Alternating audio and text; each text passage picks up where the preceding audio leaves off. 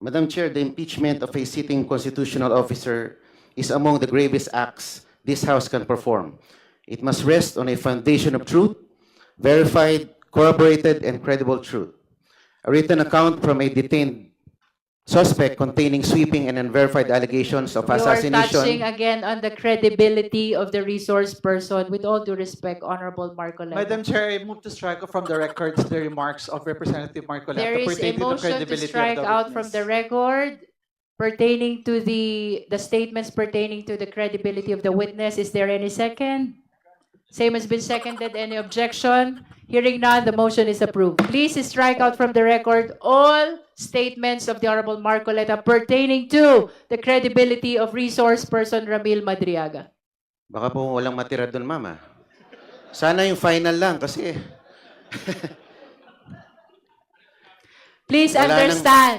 at that least the issues Filipino concerning people are watching kahit credibility na pina-strike out niyo yung mga must be statements ko. raised in the trial Ma'am, and not in this clarificatory when you were hearing. interviewed before the media, ma'am, sinabi nyo you're here to test the credibility Please of the confine witness. your Madam Chair, manifestation point of to what order. is happening in this proceeding. Madam Chair, point.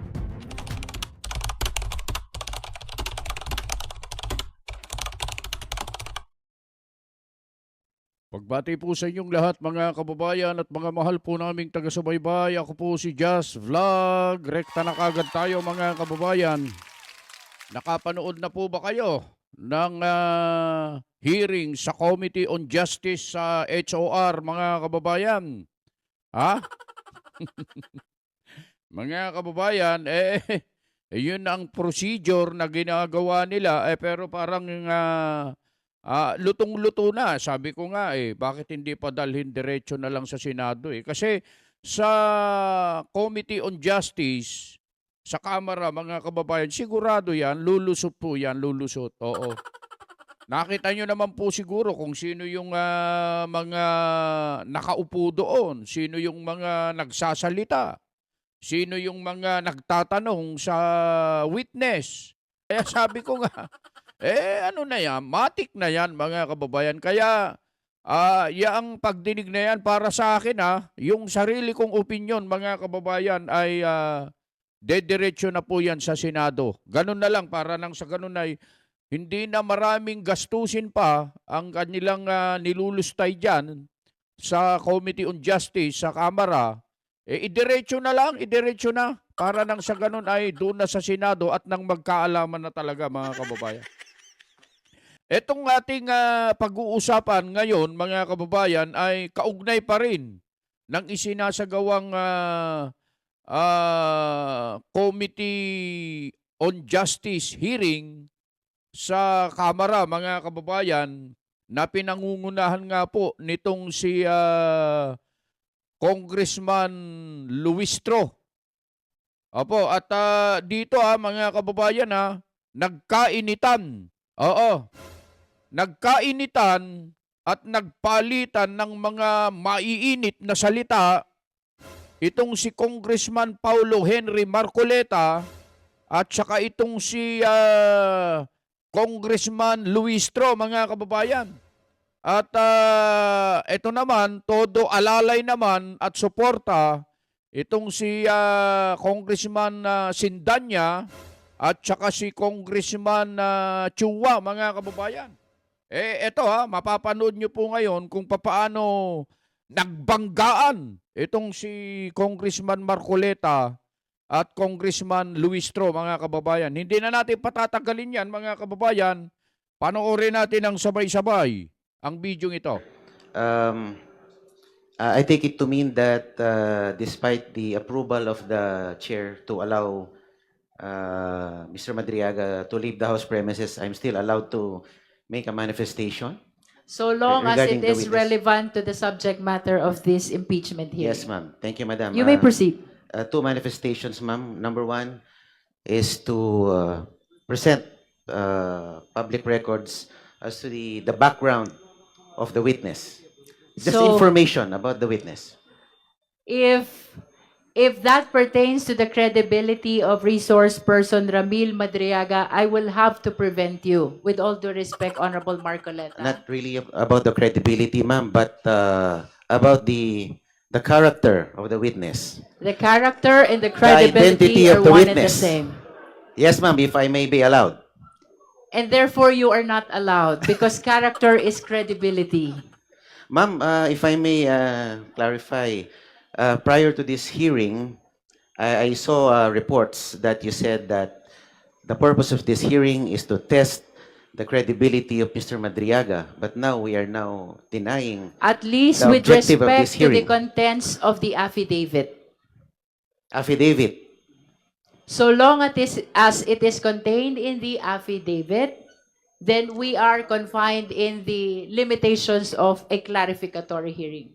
So ang manifestation, ma'am, should be confined only the We can test the directive of the chair. credibility so long as it Okay, is ma'am. limited to the contents ma'am. of the affidavit. Then I will go to the second manifestation. Okay. This is also regarding the affidavit itself. Okay, you may proceed. Okay, ma'am. Thank you, ma'am. I have carefully reviewed the written testimony, and I am compelled, as member of this House and as a representative of the Filipino people, to formally place on the record observations that I believe this committee must confront before it receives, admits, or gives any weight to this document. The issues I will raise go not merely to credibility, but about the it is about the content of the affidavit itself. Number one, Madam Chair, I respectfully submit the following. Number one, the testimony is entirely uncorroborated and rests solely on the word of a detained criminal suspect. You are touching on the credibility again. Ma'am, but And this is please, about It has the been testimony. amply discussed, Honorable Marcoleta, that even suspects are presumed innocent. Hindi pa po convicted si Ramil Madriaga, and he is entitled to that presumption. So let us refrain from making reference to the fact that he is detained in going against the contents of the affidavit. Ano lang po ang pwede kong sabihin, ma'am? Anything that is about Ang that is nangyayari kasi contained dito, in the affidavit. Madam Chair.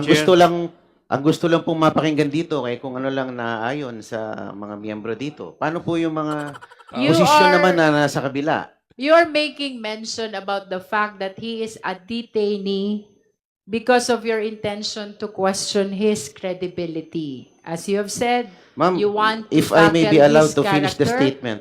It's Yes. just, the one I mentioned is just a title. I'm not even going to the body of my manifestation, ma'am. Ano, title pa lang po ang sinasabi ko. I'm being prevented All na right, from please speaking. proceed. Thank you, Madam Chair.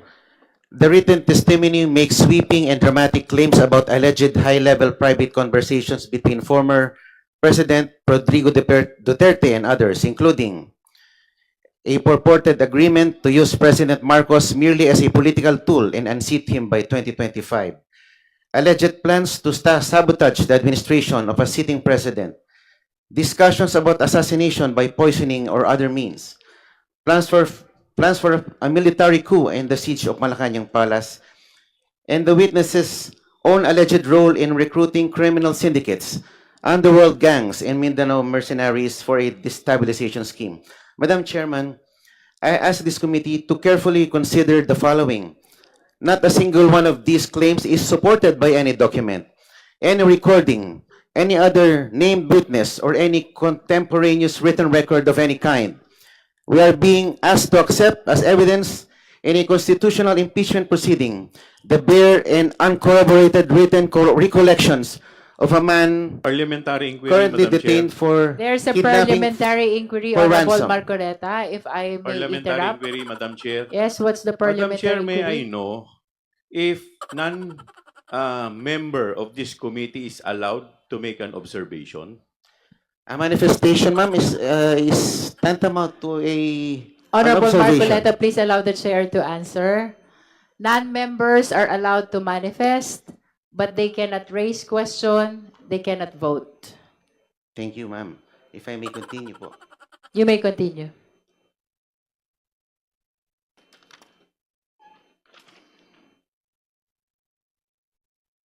We are being asked to accept as evidence in a constitutional impeachment proceeding the bare and uncorroborated written recollections of a man currently detained for kidnap for ransom, a man whom the PNP anti-kidnapping group officially described as the leader of one of the most dangerous criminal syndicates in recent Philippine history.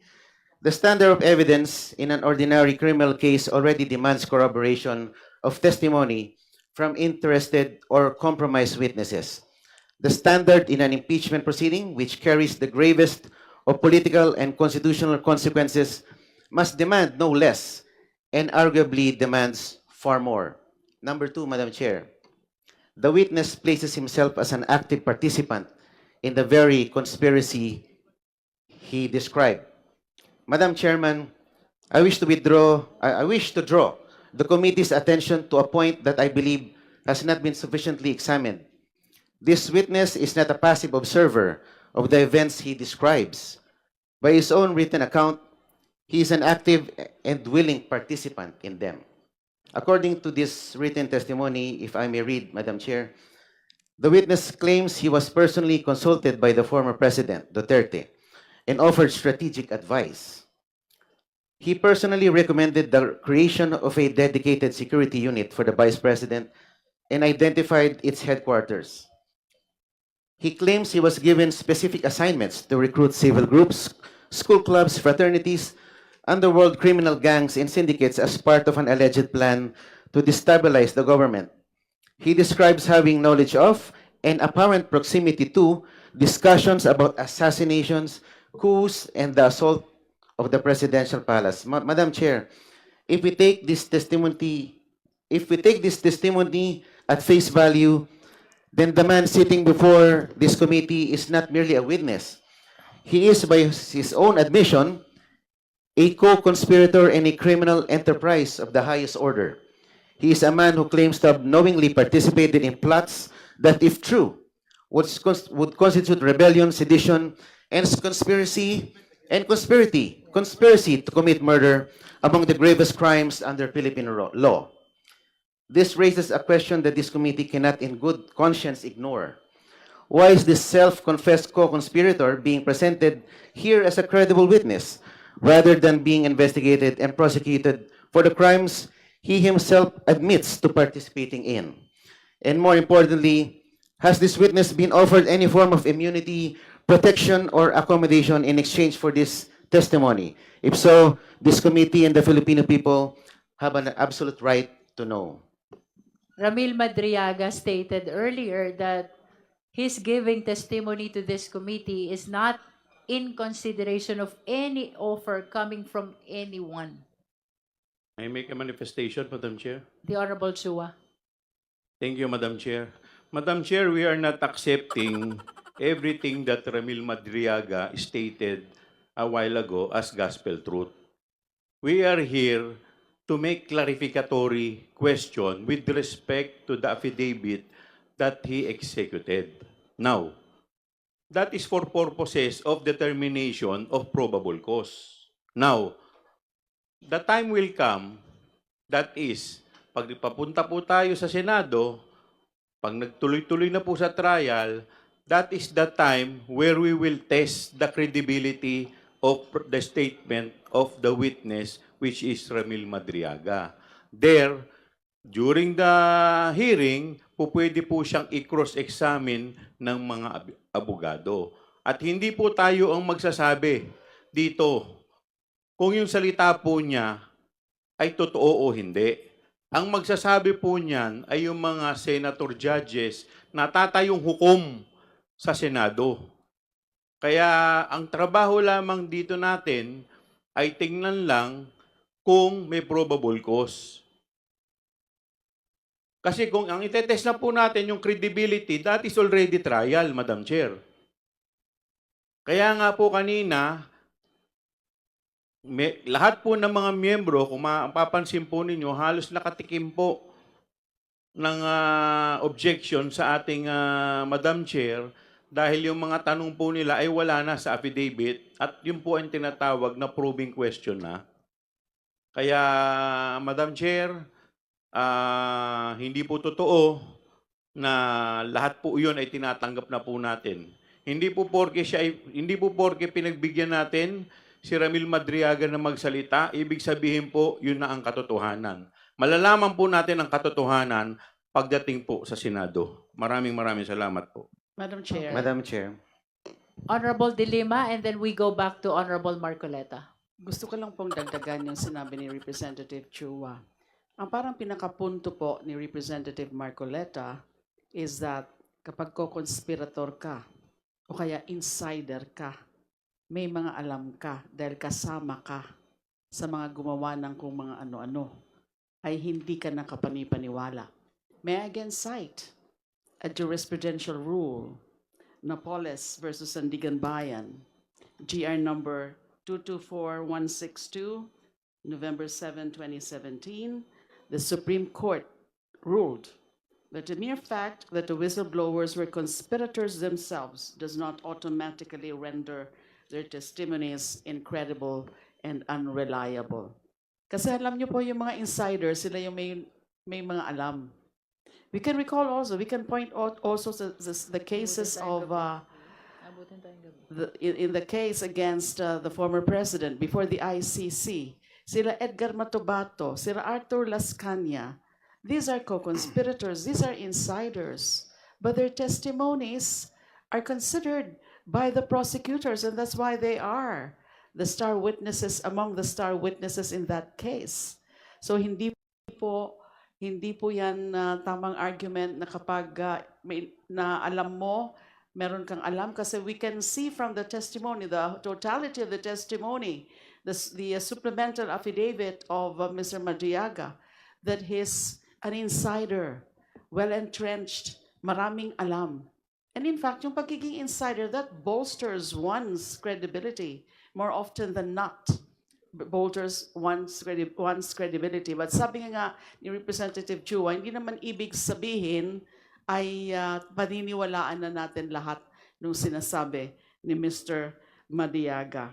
Kasi ang sinasabi nga po dito, against Napoles versus Sandigan Bayan, if it is shown that the statements of the conspirator are corroborated by other evidence, then we have convincing proof of veracity.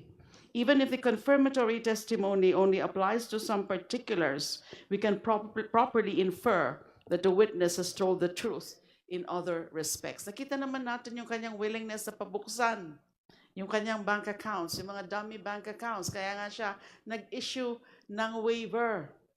So ibig sabihin, willing siya na mag-present ng corroborative evidence. Ganon din yung tinanong ko po kanina tungkol dun sa apat na mga individuals. Although yung isa po, sabi niya ay namayapa na po. So yung tatlo, pwede rin po mag-corroborate. But not in this particular stage. Pwede sa trial kung kailangan ng corroborative evidence. Thank you.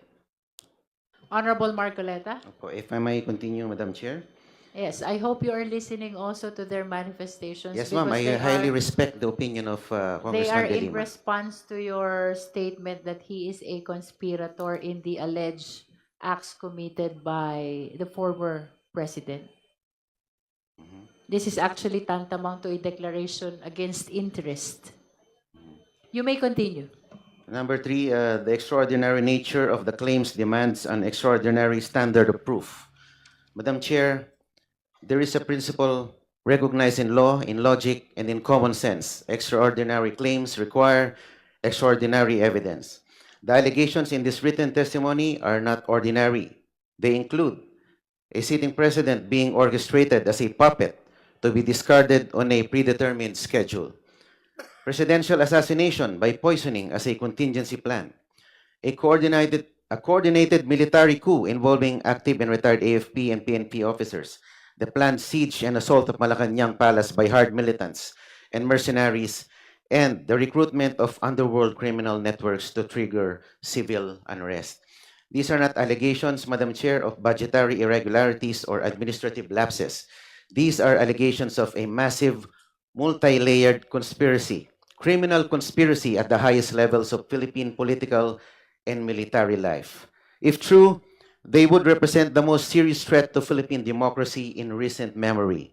And yet, they are presented to this committee supported by nothing more than a handwritten account from a man facing serious criminal charges If I of his may own. interrupt, Honorable Marcoleta, regardless of the nature and the amount of information that is being disclosed in the affidavits of the resource persons, our standard here is only probable cause.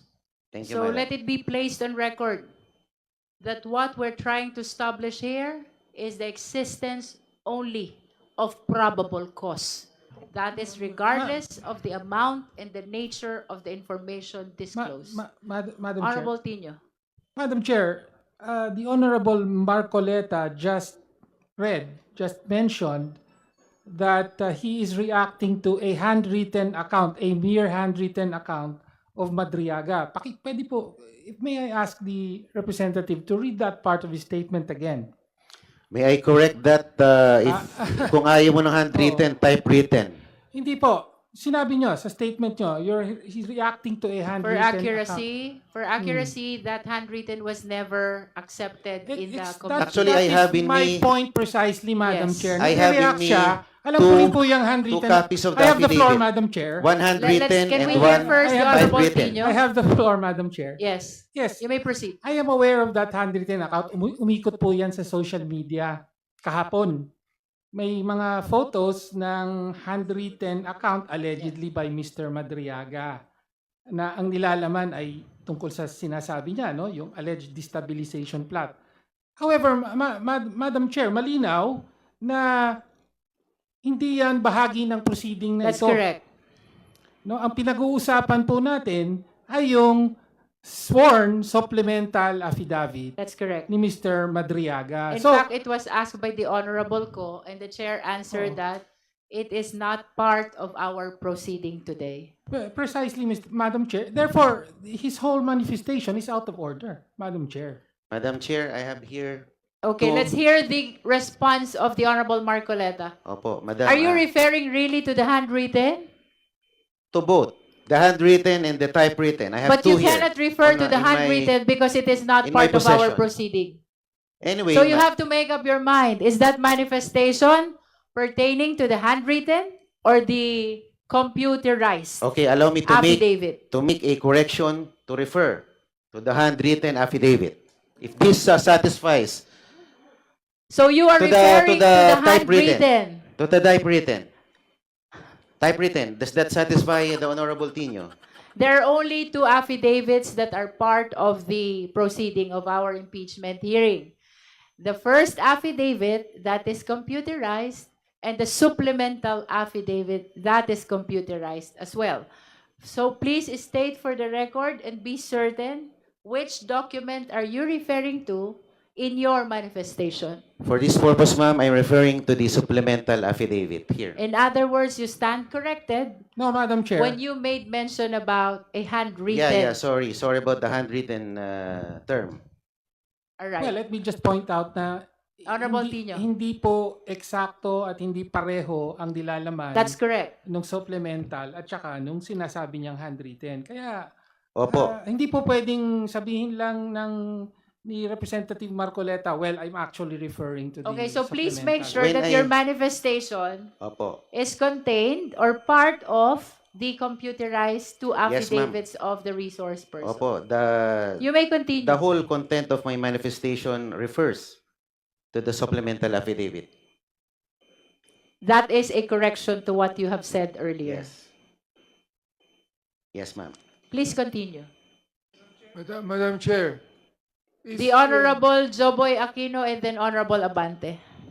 Madam Chair, can we limit Yes, The- we are actually limited to 5 minutes per justice member. And I think you are on your 4 Ma'am, minutes already. Yes, ma'am. So, with your indulgence, Honorable Marcoleta, please wind up on your Yes, ma'am. manifestation. You have 1 minute to wind Yes. up. Madam Chairman, the weight of the claim must be matched by the weight of the evidence. As it stands, there is a vast and troubling gap between the two. Lastly, the timing and circumstances of this testimony raise serious questions of motive. Madam Chair, I also wish to place on record my serious concern about the timing and context and context of this testimony. The document is dated April 11, 2024, if I'm not mistaken, ma'am. It might be corrected on the exact date. April Comsec, can 11. you please confirm it if the date is April 11, 2026? Of the supplemental affidavit. The date of the supplemental affidavit. May I confirm the exact date? Kindly confirm the date. Okay, it's confirmed April 11, 2026. April 11 ba? Ah, okay. Akin. Please continue, Honorable Marcoleta. Okay, ma'am. Winding up. Let me skip that part, ma'am. Okay, Kasi skip. ang Madam akala Chair. ko, this is 2024. Anyway, Madam Chair, Let us allow him to finish. After all, he has 1 minute left. 30 But- seconds na nga lang. this is very critical in the statement made by Representative Marcoleta because he said April 11, 2024. And if we can go back to the records and confirm that is what. Yes, that's what why was I he said it's April 11, 2026. kaya I nga po corrected kino-confirm Honorable ko, Marcoleta. Representative Sendanya, that's why I'm verifying the actual date of the supplemental affidavit. So Are you further- holding a copy? Opo. What is the date written in your copy? It's rather the reproduction is rather unclear, madam. No, it's the date of signing and the date of jurat. It's April 11, 2026. Taguig City. Where did you Okay. get your 2024? Dito po kasi tinignan ko sa taas eh. In witness whereof I have here unto set my It's hand. 2026. Opo. Parang The na date of signing. Opo, opo. Anyway, Madam Chair, this page is on page 24. So I hope that the good gentleman would look closely at the document. yes, before I making am this comment. actually Thank you, Madam Chair. skipping that. Kindly wind up, okay. Honorable Marcoleta. Okay. Specifically, I respectfully urge the committee through a manifestation to require the following before receiving this written testimony into record and giving it any substantial evidentiary weight. Number one, disclosure of whether the witness has been offered, promised, or expecting any form of It was legal answered accommodation. already by Ramil Madriaga during the clarificatory hearing. Yes, ma'am. Number two, identification of at least one independent, documentary, or corroborating piece of evidence that supports any single material It will claim be the exclusive in this written judgment testimony. of the justice members in the determination of probable cause. Number three, ma'am, clarification of how the witness, a man detained since July 2023, came to have knowledge of and access to the specific details he describes and how those details can be independently verified. That will be a probing question already. It should happen in the trial. It's not a question, ma'am. But And that number one. is a statement as to what the Justice Committee should do, and it goes beyond the clarificatory hearing already. Opo. If you were observing earlier, I've been stopping the questions of so many members to make sure that we confine this proceeding to a clarificatory hearing. So please, Yes, do ma'am. not suggest something that will go beyond Yes, ma'am. the intention of this And proceeding. if I may take note, ma'am, the chair already called out most of the members of the committee into stating probing questions. And you are suggesting probing actions also. The last one that you read. Unless you don't understand what you It's a read. request, ma'am. It's a request. It's not That a is probing why question. I am reacting to your request because your request entails probing action already. Opo, and if I may make this observation, ma'am, halos 20 po ang kinall out po ninyo na nagpo-probe, probing questions. I don't know if the committee can still continue with a hearing na hindi nakapagtanong ng probing questions without violating with the confining to the standards of a hearing without going to a full trial. Kasi puro halos 20 This na. is not a trial. O nga, bakit po puro probing questions ang ating tinanong? Halos 25 po yata And ang that is kinall out why ninyo. we are preventing the Opo. justice members from raising or pursuing the probing questions. Yes, ma'am. And if, I don't know if this is probing again, if I may be furnished a full accounting of who assisted the witness in preparing, drafting, or delivering this written testimony, and whether any party with an interest in the outcome of this proceeding was involved in that process. I think that has been answered by Madriaga already during our clarificatory hearing.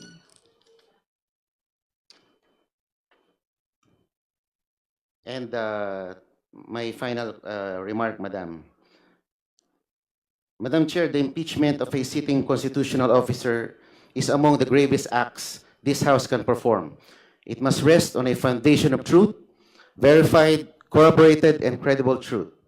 A written account from a detained suspect containing sweeping and unverified allegations of You are touching assassination. again on the credibility of the resource person. With all due respect, Honorable Marcoleta. Madam Chair, I move to strike off from the records the remarks of Representative Marcoleta There is a pertaining to the motion to credibility strike of the out from the witness. record pertaining to the statements pertaining to the credibility of the witness. Is there any second? Same has been seconded. Any objection? Hearing none, the motion is approved. Please strike out from the record all statements of the Honorable Marcoleta pertaining to the credibility of resource person Ramil Madriaga. Baka po walang matira doon, Mama. Sana yung final lang kasi Please Wala nang- understand. at that least the issues Filipino concerning people are watching credibility kahit na pina-strike out niyo yung mga must be statements ko. raised in the trial Ma'am, and not in this clarificatory when you were hearing. interviewed before the media, ma'am, sinabi nyo you're here to test the credibility Please of the confine witness. your Madam Chair, manifestation point of to what order. is happening in this proceeding. Madam Chair, point The of Honorable order. Diaz Suarez. Are we backpedaling? With the permission of Congressman Marcoleta, I think we've given the gentleman enough and sufficient time to explain and expound on his position. We still have so many matters to discuss and so many resource persons have been waiting. So may I ask the indulgence of the good congressman if we can already put and conclude his position and move on with our hearing, because Madam Chair, it's 3:45 in the afternoon. Okay. So let's We have not, given let's not him labor more anymore. than 10 minutes already, Besides, although so- the same is protracted. Ma'am, ako lang naman ang opposing dito oppositors. Madam Pagbigyan nyo Chair, na ako. again, I would like to- That is not a parameter at all, Honorable Anyway, Marcoleta. one We are sentence. equal in this impeachment proceeding. We do not look as to the political affiliation of the justice members. We are investigators here, conducting a clarificatory hearing for only one purpose. That is the determination of probable cause. Thank you, ma'am. My final sentence. Last sentence. Please be so guided. The Filipino people are watching this proceeding. They are watching to see whether this committee will hold itself to the standard that the Constitution and the gravity of this moment demand.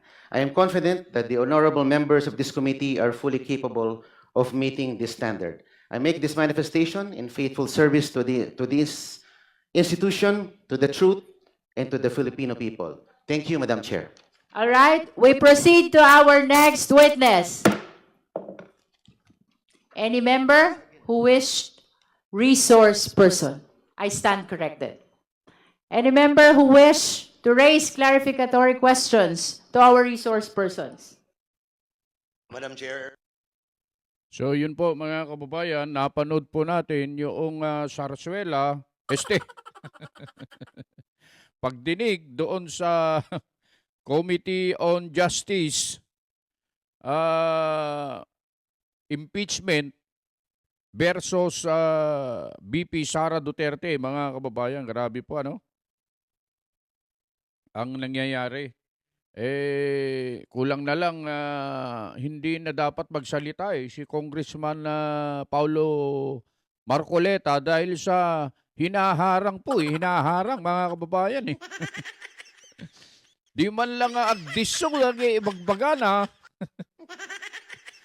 Hindi man lang ipalapag hindi man lang makalapag yung mga sinasabi niya doon sa committee mga kababayan. Lahat na lang ng sasabihin ay hinaharang po mga kababayan.